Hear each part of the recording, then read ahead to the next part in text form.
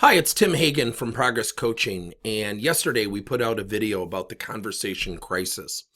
And what I mean by that is we really have to teach not only coaches, but managers and leaders the language of coaching. And there's such a subtlety, but there's such an impact if you learn some of the language. And there's some really good people out there. And one of the people that I love to see his posts is Josh Miller.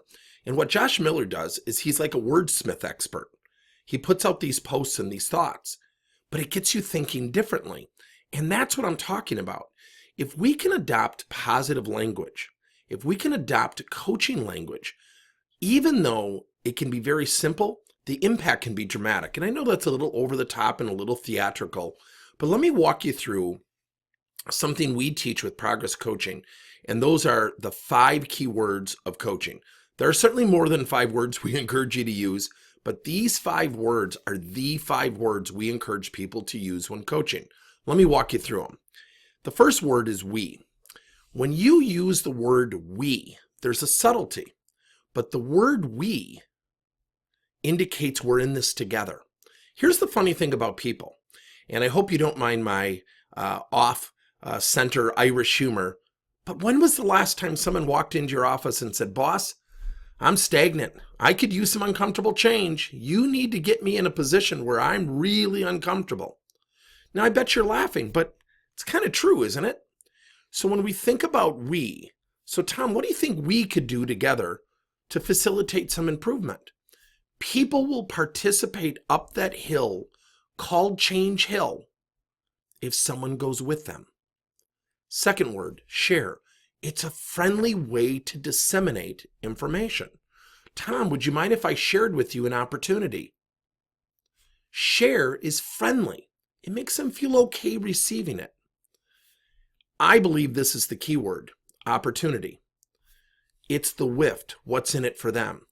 Tom, would you mind if I shared with you an opportunity where I think you could improve, but more importantly, become more comfortable when you're on the phone with customers? So one of the things that happens is we have everyday language, and it's much like salespeople. You know, salespeople, we talk about open-ended questions, right? So what are you doing? What are your needs, Mr. and Mrs. Customer? But we don't go home and ask our spouse, what are your thoughts on a movie tonight? We ask, do you want to go to a movie? So there's an adaptation, there's an adoption of language. The same thing holds true for coaching. Let me give you an example. What do we typically do in the corporate world? We call people in our office and we say, Tom, why did you? And we ask them a question. Think of what I just did. Why did you is much different than, would you mind if I shared with you an opportunity where we could practice?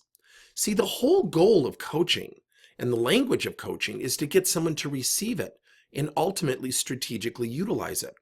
But when we use language such as, why did you? Don't you feel defensive when you hear that? So the point being is there's a gravitation, there's a transition we need to make as leaders to avoid the conversation crisis. Perspective and observation are neutral words. So Tom, would you mind if we sat down and I shared with you an opportunity to improve based on some observations, again, that gave me some insight where we could spend some time together and dramatically improve our energy on the phone? Versus, Tom, I have to tell you, your energy on the phone's pretty low and you need to really pick it up or else. Which of those 2 messages would you receive well? So the words we're in it together. Share, it's a friendly way to disseminate. Opportunity, here's what's in it for you. And perspective and observation are neutral terms. Now, a lot of times what do? We call people in the office because we're triggered emotionally and say, you know what, Tom, I got to tell you, I'm frustrated by what I'm hearing on the phone.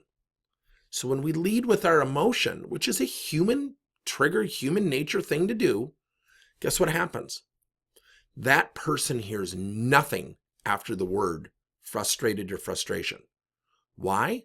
Because they're on the defensive. They're on their heels.